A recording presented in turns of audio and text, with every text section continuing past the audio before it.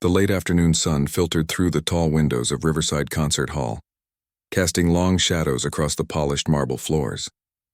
Eleanor Hayes stood at the entrance, clutching her worn leather music folder against her chest. She took a deep breath, feeling her heart flutter with that familiar mix of excitement and nerves she hadn't experienced in years. At 62 years old, Eleanor didn't exactly fit the image of what most people expected at an amateur piano competition.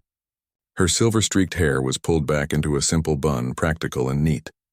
She wore a floral dress she'd bought on sale at the department store downtown, comfortable shoes that had seen better days, and carried a purse her daughter had given her 3 Christmases ago. There was nothing flashy about her appearance, nothing that would make heads turn or eyes linger. She made her way through the grand lobby, her footsteps echoing softly. The concert hall was everything she remembered from the photographs on their website. Rich burgundy carpets, crystal chandeliers, and walls lined with portraits of famous musicians who had graced this very stage over the decades. It was the kind of place that held history in its walls, where countless melodies had been born and applause had thundered through the rafters. The green room was buzzing with energy when Eleanor found it.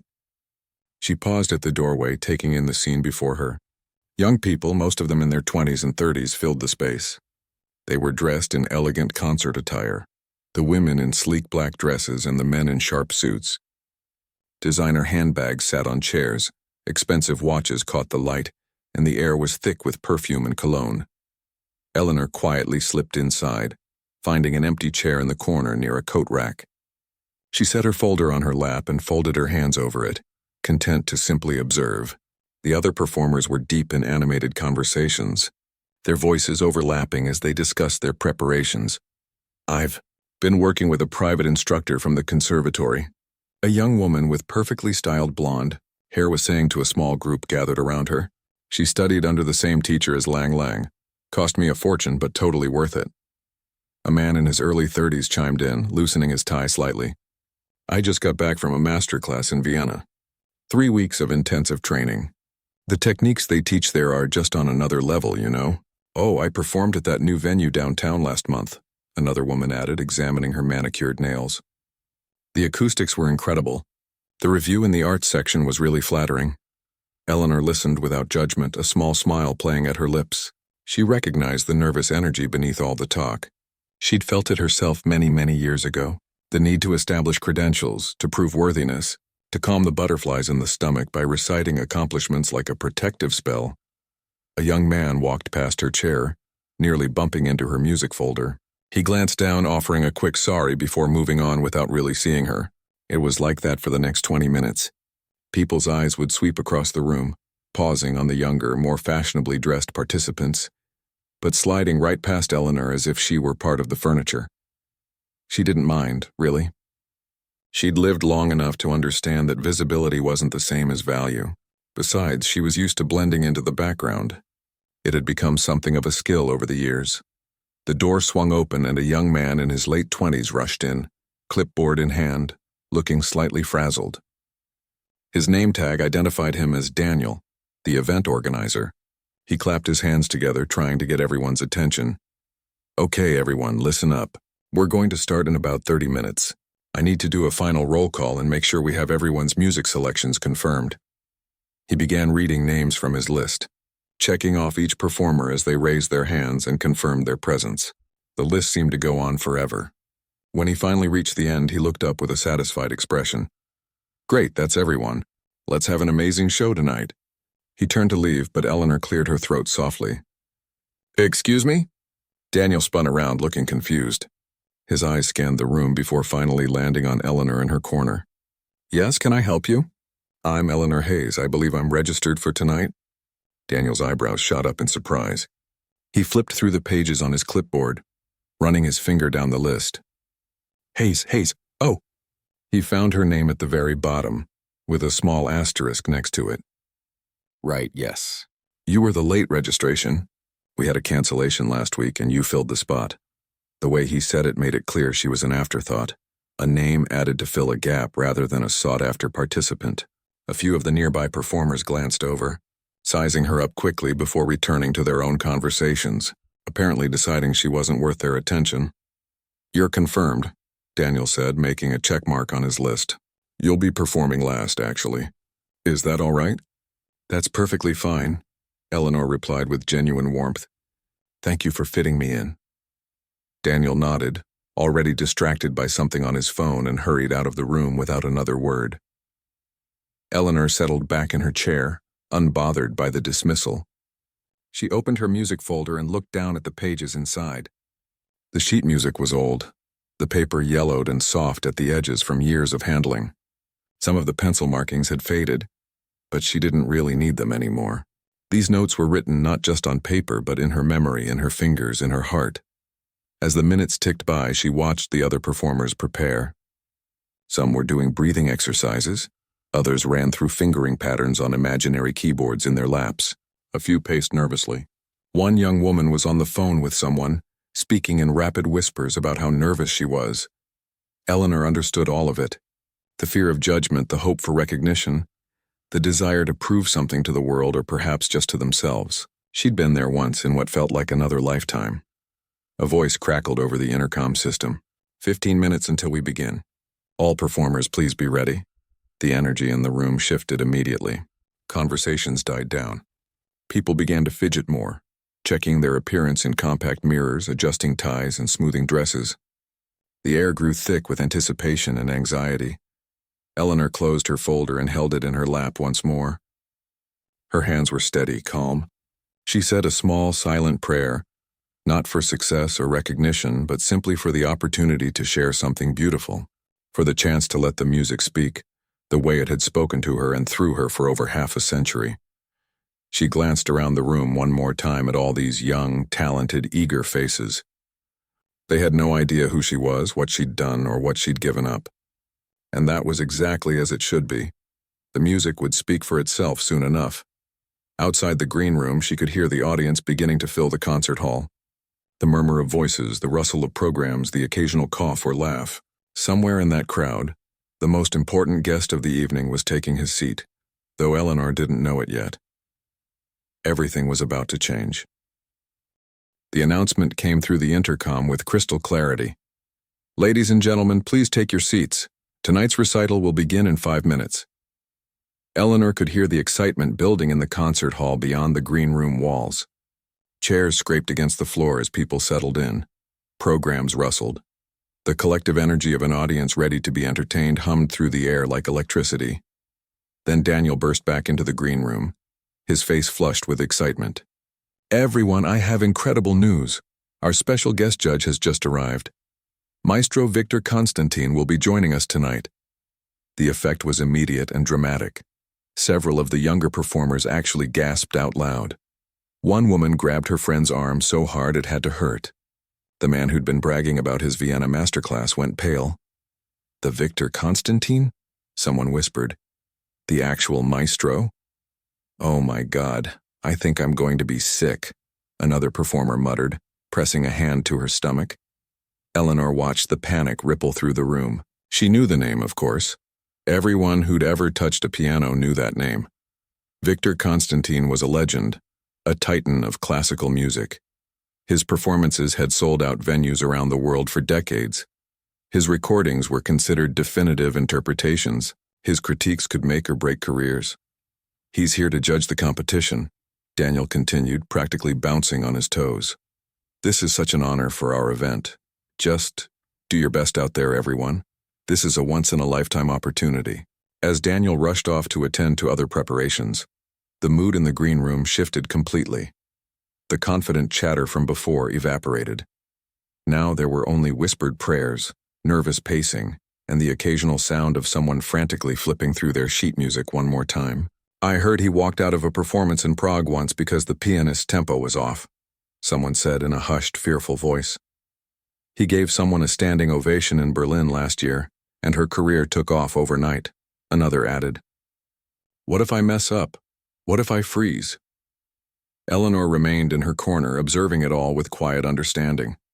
She knew what it was like to play for someone whose opinion could change everything. The weight of that kind of judgment, the pressure of those expectations. She'd carried that burden before. The first performer was called, and the green room began to empty as people filed out to take their seats in the audience when they weren't performing. Eleanor stayed where she was. She'd go out when it was time, but for now, she was content in her quiet corner. Through the walls, she could hear the muffled sounds of the performances beginning. First came the polite applause as the performer took the stage, then the music would start, filtering through in a way that was more feeling than actual notes. Then more applause, sometimes enthusiastic, sometimes merely courteous. One by one, the performers returned to the green room during intermission, their faces telling different stories. Some looked relieved, others disappointed. A few seemed cautiously hopeful. "He didn't even look up during my entire performance," and one young woman said, close to tears. "Just kept writing notes on that pad of his." "At least he stayed awake," her friend replied, trying to be supportive. "That's something, right?" "I completely butchered the middle section," a man admitted, loosening his tie even further. "My hands were shaking so badly I could barely hit the right keys." Eleanor listened to their post-performance analyses, their dissection of every moment, every perceived reaction from the maestro. She remembered that feeling too, the way a single, raised eyebrow from someone important could haunt you for days, the way you'd replay every second in your mind, wondering what they thought, what they noticed, what they judged. The intermission ended, and the second half of the recital began. More performers came and went, their nervous energy gradually giving way to exhausted relief. At least it was over for them. At least they'd survived. Eleanor remained patient. Being last on the program meant a long wait, but she didn't mind. She used the time to center herself, to remember why she was here. Not for the maestro, not for recognition, not even for the competition. She was here because the music deserved to be played, and she still had music in her that needed to be shared. Finally, after what felt like hours, Daniel poked his head into the green room. "Mrs. Hayes, you're up next. You're our final performer of the evening." Eleanor stood, smoothing her dress and picking up her music folder. Her movements were calm, unhurried. She followed Daniel through the corridor toward the stage entrance. "Just so you know," Daniel said over his shoulder, keeping his voice low, "a few people have already left. It's getting late and, well, you know how it is. But the maestro is still there, and that's what matters, right?" Eleanor simply nodded. She understood. The final slot was always tricky. People got tired, restless, ready to go home. It didn't bother her. Those who stayed would be the ones meant to hear what she had to share.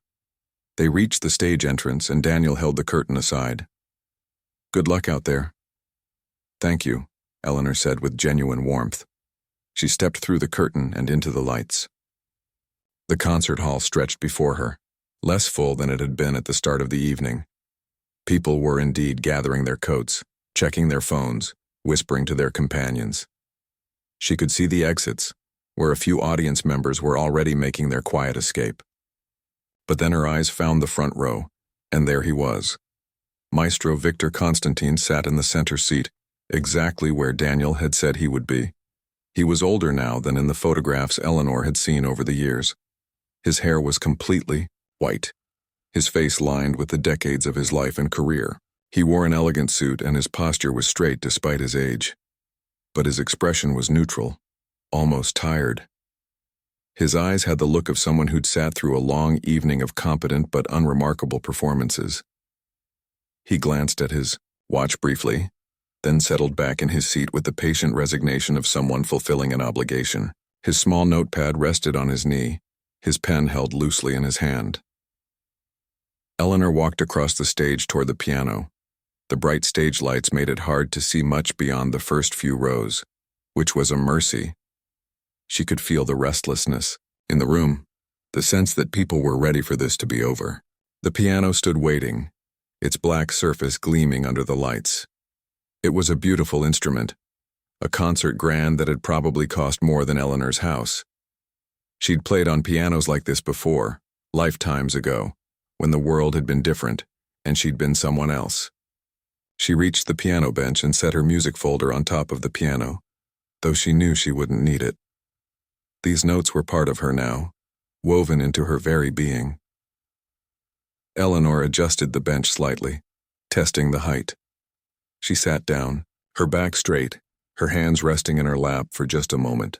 She took one slow, deep breath, letting the noise of the restless audience fade into background static. In that moment of stillness, Eleanor was no longer a modest woman in a department store dress who'd been overlooked all evening. She was simply herself, complete and whole, about to do what she'd been born to do. She raised her hands and positioned them above the keys. The audience noise continued. Someone coughed, a program rustled, a seat creaked as someone shifted their weight. Then Eleanor's fingers touched the keys, and everything changed. The first note floated into the air like a whisper, soft and tender. Then came the second and the third, each one carefully placed, each one carrying its own weight of meaning. Eleanor had chosen a Chopin nocturne, one of the lesser-known pieces that didn't get performed as often as the famous ones. It was a piece that had always spoken to her soul, a conversation between joy and sorrow, between memory and hope. The change in the concert hall was immediate. The rustling of programs stopped mid-rustle. The man who'd been reaching for his coat froze, his hand suspended in the air. The woman who'd been whispering to her companion fell silent, her mouth still slightly open. It was as if the entire room had taken a collective breath and forgotten to let it out. Eleanor's fingers moved across the keys with a fluidity that seemed impossible. There was no hesitation, no mechanical precision that screamed of practice and repetition. Instead, there was something organic about it, something alive. Her hands knew exactly where to go, not because she'd memorized the movements, but because the music was flowing through her like water finding its natural course. The melody rose and fell, each phrase shaped with such profound understanding that it felt less like a performance and more like a story being told. And what a story it was. There was loneliness in those notes, yes, but also resilience. There was loss, but also gratitude. There was the ache of time passing, but also the sweetness of moments captured and held close. In the front row, Maestro Victor Constantine's entire body went rigid. His head, which had been slightly bowed, snapped up so fast it was almost violent. His eyes, which had carried that tired, seen-it-all expression just moments before, were now wide and utterly focused. The pen in his hand stopped moving. He leaned forward in his seat, his mouth slightly open, his breath shallow. This wasn't the playing of an amateur. This wasn't even the playing of a talented student or a skilled hobbyist. This was something else entirely. This was mastery, but mastery infused with something that couldn't be taught in any conservatory or learned from any teacher. This was a lifetime lived and breathed and felt, all of it poured into the music. Eleanor's eyes were closed now. She didn't need to see the keys. She didn't need to see anything. The world had narrowed down to just her and the piano and the music that connected them. Her body swayed slightly with the rhythm, not in a showy, performative way, but in the natural movement of someone completely lost in the moment. The technical aspects were flawless. Her trills were clean and precise. Her tempo changes were perfectly controlled. The dynamics shifted from whisper-soft to powerfully resonant, each volume change serving the emotional arc of the piece. But technique was just the foundation. What Eleanor was doing went so far beyond technique that it was almost unfair to even mention it. A woman in the third row felt tears prick at her eyes, though she couldn't have explained why. A teenager who'd only come because his parents dragged him found himself leaning forward, completely captivated. An elderly man in the back row closed his eyes and suddenly he was 20 years old again, dancing with his wife at their wedding. That was the magic of what Eleanor was doing. She wasn't just playing notes. She was unlocking something in every person who heard it. Some hidden chamber of the heart that held memories and feelings they'd forgotten they had. The maestro's hands were gripping the armrests of his seat now. His knuckles were white. There was something in his face that went beyond professional appreciation, beyond the objective analysis of a critic or judge. There was recognition there, something sparking in his memory. Something he couldn't quite place, but that felt vitally important. Eleanor moved through the nocturne like she was walking through rooms in her own house, knowing every corner, every shadow, every beam of light. The piece built toward its climax, the music swelling with an intensity that made several audience members sit up straighter in their seats. This was the moment where many pianists would push too hard, would try to impress with volume and force. But Eleanor knew better. The power wasn't in how loud she could play. The power was in the emotion she could convey. in the story she was telling. The climax came and passed like a wave, beautiful and inevitable, and then the music began to settle. But here's where Eleanor did something unexpected. As the final phrases of the Chopin nocturne faded, she didn't lift her hands from the keys. Instead, she let one note linger, sustaining it with the pedal, and then she began to play something else. This wasn't Chopin. This wasn't anything anyone in the audience recognized. This was something entirely new, or perhaps very, very old. An original composition, a bridge between the nocturne and something that came from Eleanor's own heart and mind. The melody was achingly beautiful. It took the themes from the Chopin piece and transformed them, added to them, made them into something that belonged uniquely to this moment, this performance, this evening. It spoke of all the years between then and now, of paths chosen and paths left behind, of doors closed and windows opened. In the front row, tears began to stream down Maestro Victor Constantine's weathered cheeks. He didn't wipe them away. He didn't seem to notice them at all. His entire being was focused on the woman at the piano, on the music that was impossible, that shouldn't exist, that was more beautiful than anything he'd heard in years. Because now he knew. Now he remembered. The touch, the phrasing, the soul that came through in every note. He knew exactly who this woman was, or rather who she had been. The question that haunted him was how she'd ended up here, in this amateur recital, playing last on a program full of talented but ordinary musicians. Eleanor's original piece flowed like honey, sweet and slow and golden. It asked questions without words. It offered comfort without promises. It acknowledged pain without dwelling in it. And then gently, carefully, like putting a sleeping child to bed, it came to its conclusion. The final chord hung in the air, sustained by the pedal, gradually fading into silence. Eleanor kept her hands on the keys even as the sound disappeared, as if reluctant to break the connection. Then slowly she lifted them. She opened her eyes and took a quiet breath. For 3 full seconds, the concert hall remained in absolute silence. Not the restless waiting for it to be over silence from before. This was the silence of people who'd just witnessed something sacred, something that had touched them in places they didn't know could be touched. The silence of reverence. Then the applause began. It started with one person, then another. Then suddenly everyone was on their feet. The sound was thunderous, overwhelming. The kind of applause that shook the walls and made the chandeliers tremble. People were clapping so hard their hands hurt. Some were crying openly. Others were shaking their heads in disbelief. Eleanor stood and turned to face the audience. She offered a small, gracious bow, her expression serene and humble. She looked like the same modest woman who'd walked onto the stage, seemingly unchanged by what had just happened. But everyone who'd heard her play knew that nothing would ever be quite the same again. In the front row, Maestro Victor Constantine was already on his feet, but he wasn't just applauding. He was moving, pushing past the people in his row, heading toward the stage with an urgency that made the event organizers look at each other in confusion. Something important was about to happen, and everyone in that concert hall could feel it. The maestro moved with a speed that seemed impossible for a man of his age. He practically ran down the aisle toward the stage, his elegant suit jacket flapping behind him. The event organizers rushed to intercept him, concerned and confused, but he waved them off without even looking at them. Eleanor was making her way down the stage steps when Victor Constantine reached them. He climbed up, ignoring the surprised gasps from the audience, ignoring everything except the woman in the modest floral dress standing before him. "Wait, please wait," he said, slightly breathless from his rush. His accent, a blend of Russian and years spent in various countries, was thick with emotion. Eleanor paused, her hand on the railing.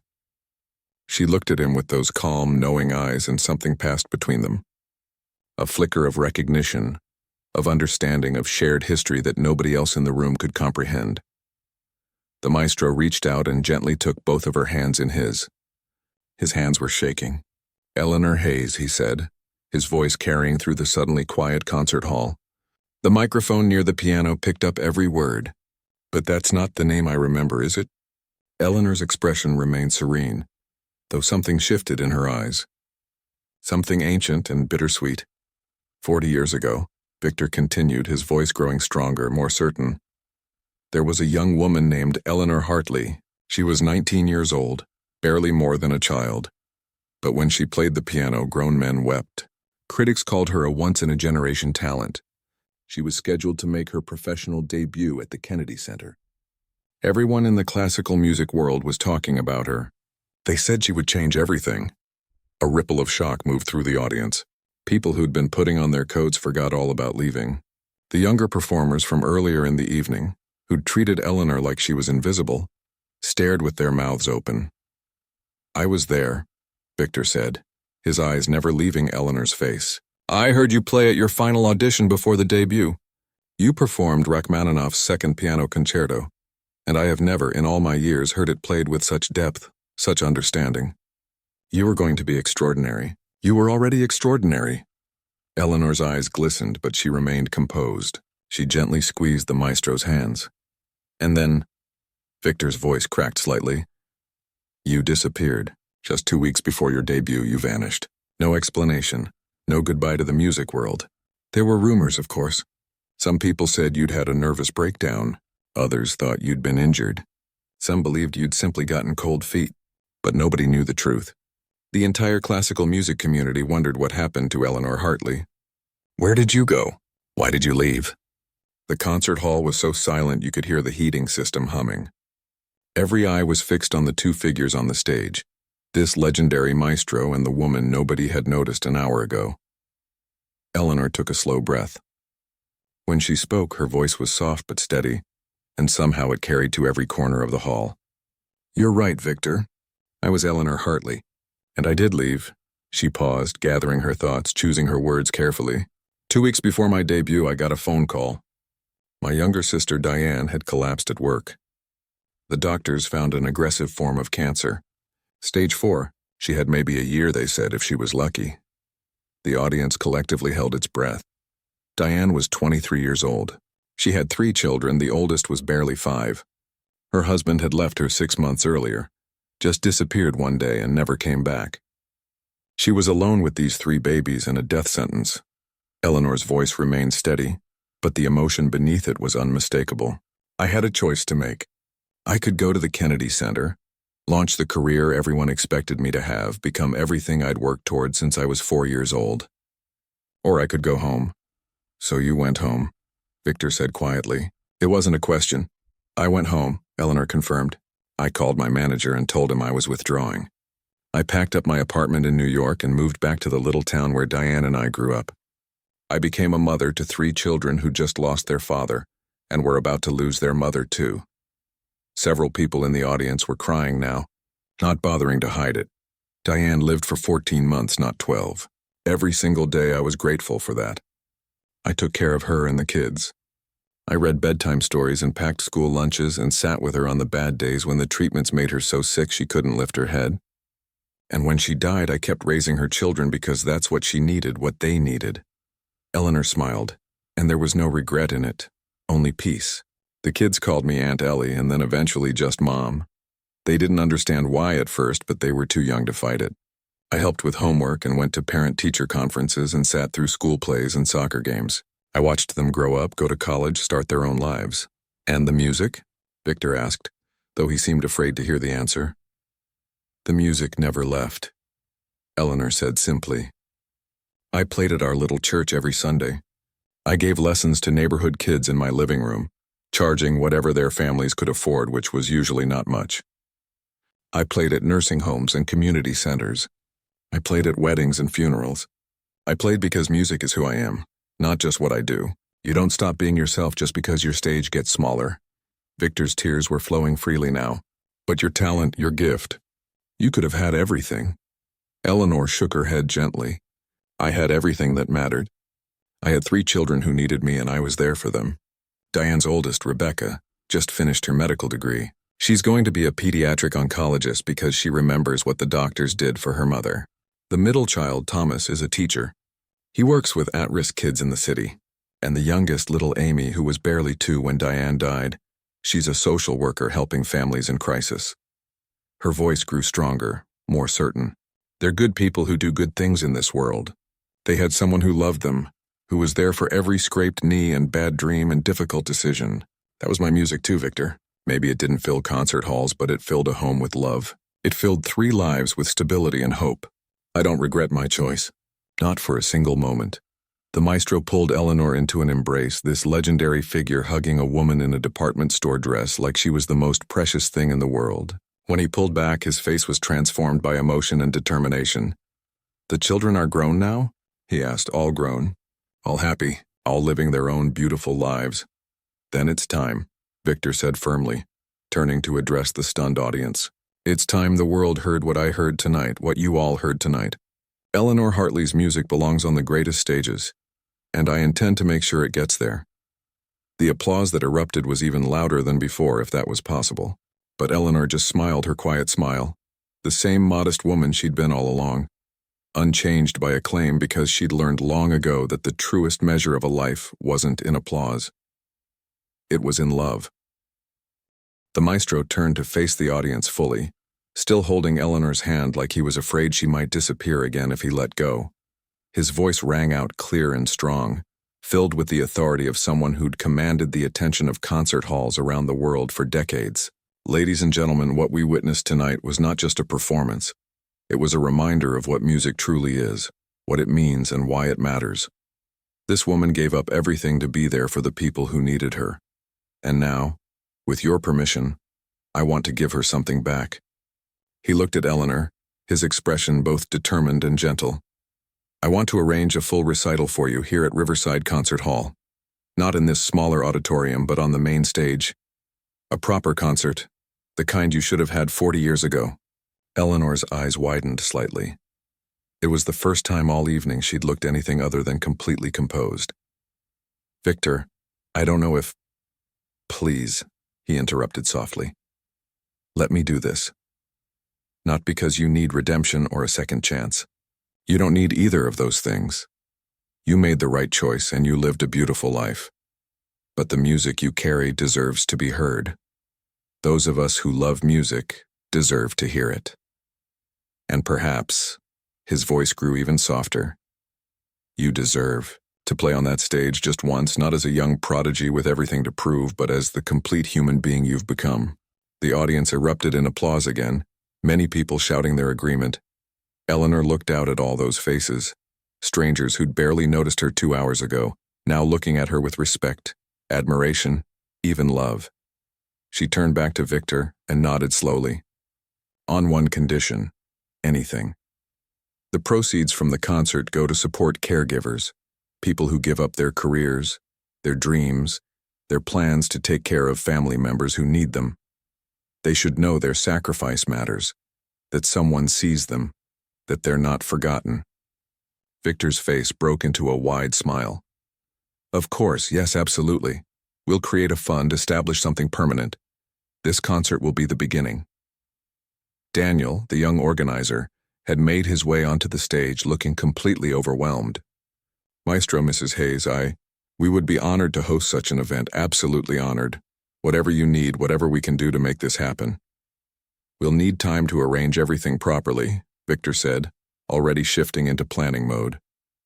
3 months should be sufficient.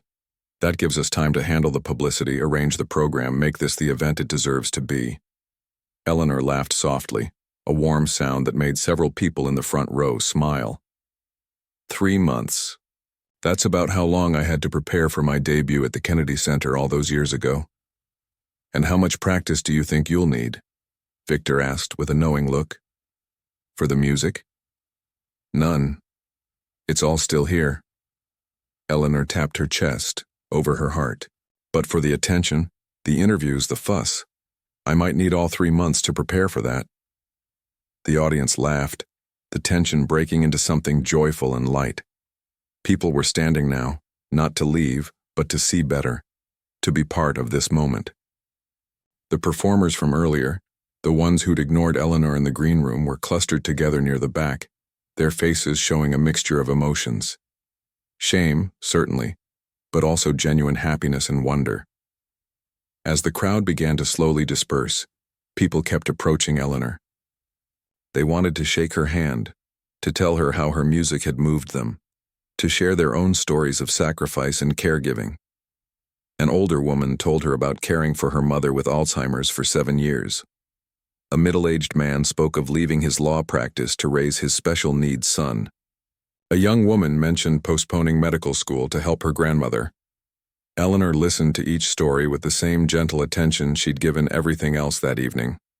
She didn't just hear them, she truly listened, nodding at the right moments, offering soft words of understanding and encouragement. This was clearly something she'd had a lot of practice with over the years. Victor stood to the side, watching her interact with people, and something in his expression suggested he was seeing not just the pianist who got away, but the remarkable human being she'd become. Talent was common enough in the music world. Technical skill could be taught. But this quality, this depth of character and compassion, this was rare beyond measure. Finally, as the crowd thinned and the concert hall staff began their end-of-night routine, Eleanor gathered her worn music folder. She tucked it under her arm, the same way she'd carried it in hours ago when she was just another overlooked performer. Victor walked her toward the exit. "I'll be in touch tomorrow to begin arrangements. We have so much to plan." "Victor," Eleanor said, pausing at the door, "thank you.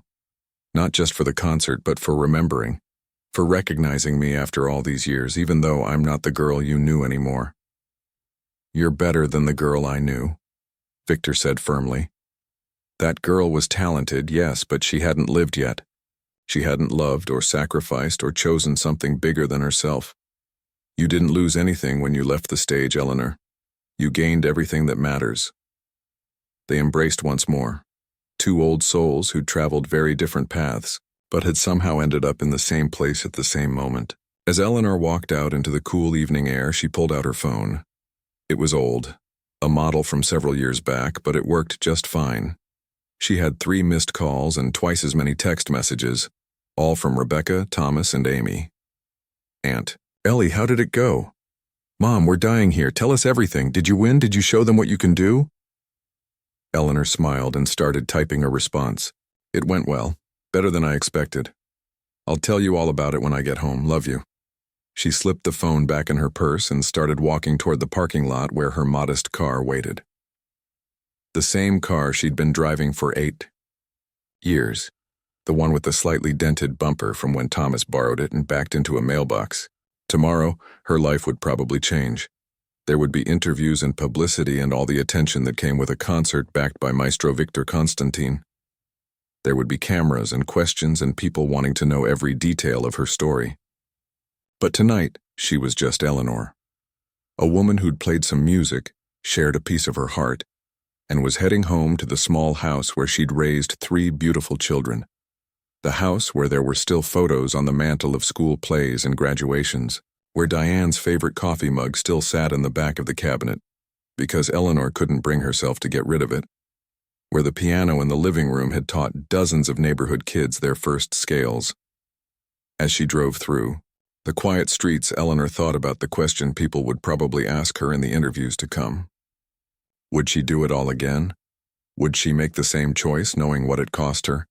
And the answer she knew with absolute certainty was yes. 1,000 times yes. Because music wasn't just about concert halls and applause and recognition. Music was about connection, about love, about being present for the moments that mattered. She'd played her music in 1,000 small ways over 40 years, and every note had counted. Every single one. The upcoming concert at Riverside Concert Hall would be wonderful, she was sure.